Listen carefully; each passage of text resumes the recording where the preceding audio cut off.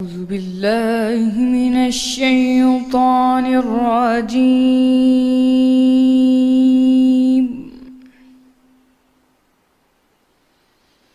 بسم الله الرحمن الرحيم.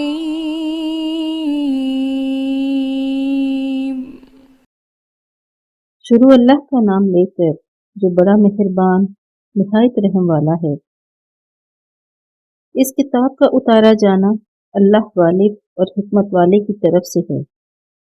اے پیغمبر، ہم نے یہ کتاب تمہاری طرف سچائی کے ساتھ نازل کی ہے، تو اللہ کی عبادت کرو، یعنی اس کی عبادت کو شرک سے خالص کر کے۔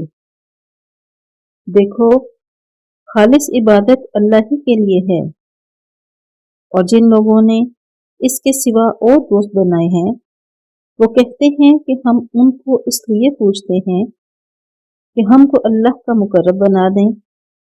تو جن باتوں میں یہ اختلاف کرتے ہیں اللہ ان میں ان کا فیصلہ کر دے گا۔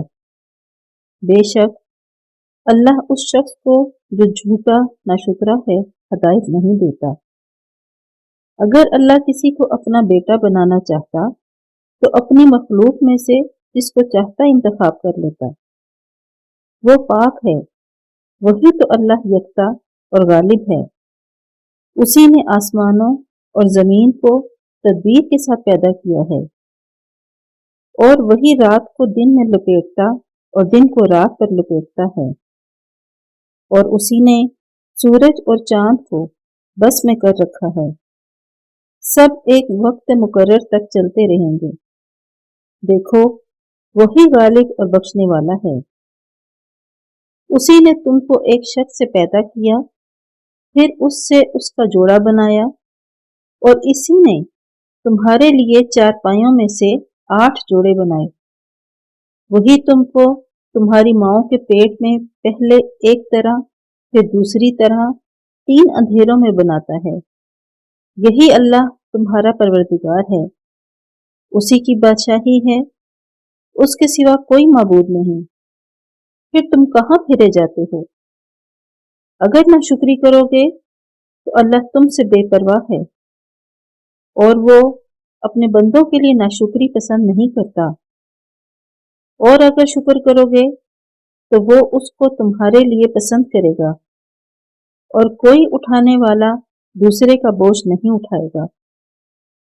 پھر تم کو اپنے پروردگار کی طرف لوٹنا ہے، پھر جو کچھ تم کرتے رہے وہ تم کو بتائے گا۔ وہ تو دلوں کی پوشیدہ باتوں تک سے آگاہ ہے۔ اور جب انسان کو تکلیف پہنچتی ہے تو اپنے پروردگار کو پکارتا اور اس کی طرف دل سے رجوع کرتا ہے۔ پھر جب وہ اس کو اپنی طرف سے کوئی نعمت دیتا ہے تو جس کام کے لیے پہلے اس کو پکارتا ہے اسے بھول جاتا ہے اور اللہ کا شریک بنانے لگتا ہے، تاکہ لوگوں کو اس کے رستے سے گمراہ کرے۔ کہہ دیجئے کہ اپنی ناشکری سے تھوڑا سا فائدہ اٹھا لے، پھر تو دوزخیوں میں ہوگا۔ بھلا مشرک اچھا ہے یا وہ جو رات کے وقتوں میں زمین پر پیشانی رکھ کر اور کھڑے ہو کر عبادت کرتا ہے اور آخرت سے ڈرتا اور اپنے پروردگار کی رحمت کی امید رکھتا ہے۔ کہیے، بھلا جو لوگ علم رکھتے ہیں اور جو نہیں رکھتے دونوں برابر ہو سکتے ہیں؟ اور نصیحت تو وہی پکڑتے ہیں جو عقل مند ہیں۔